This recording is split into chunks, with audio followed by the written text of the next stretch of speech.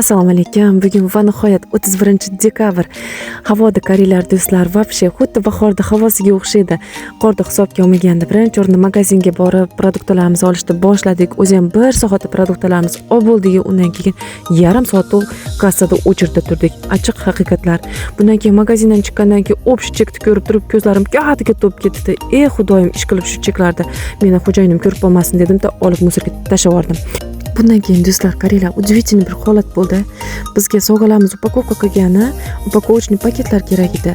Setoshni magazin kirsak, aytib qilgani bitta ham paket qolmabdi. Sotuvchi ayol bizga besplatno mana paketlarni bersa bo'ladimi?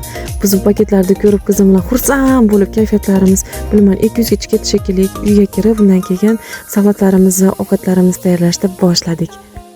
Biz salatlarimizga zarangga qaynatib oldik, kartoshka, sabzi, tuxumni, undan keyin kolbasalarimizni ham tayyorlab qo'ydik.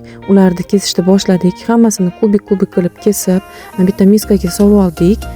Bundan keyin zeleniy goрошкni ham ochib, uni ham salatimizga sovordik. Undan keyin soleniy огурцini ham mayda-mayda kubik qilib kesdik-da, buni ham shu miskamizga soldik. Oxirida hammasini ustini mayonez bilan zapravlat qildik-da, buni yaxshilab aralashtirib, oливье salatimizni tayyorlab oldik do'stlar. Endi ikkinchi salatimiz. Bunda ham qaynatilgan kartoshkamizni mayda-mayda tyorkadan o'tkazib oldik-da. Tepasiga ikkinchi sloyni sabzi, bu ham qaynatilganda, uni ham o'tkazib oldik. Uni tepasiga mayonez bilan mazut qilib chiqdik. Undan keyin tovuq go'shtlarimizni mayda-mayda bo'lib oldik-da, qovurib oldik. Qovurib, preparalar solib, yaxshilab shirin qilib pishirib oldik-da.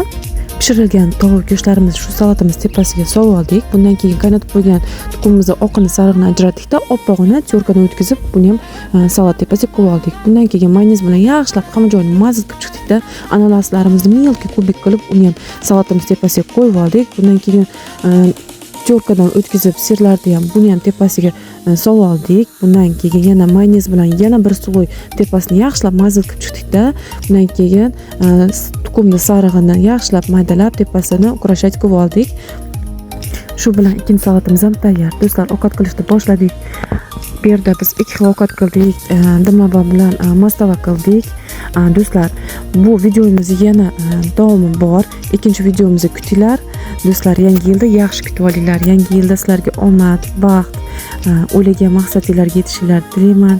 Biz bilan birga qolinglar, like bosinglar. Xayr do'stlar.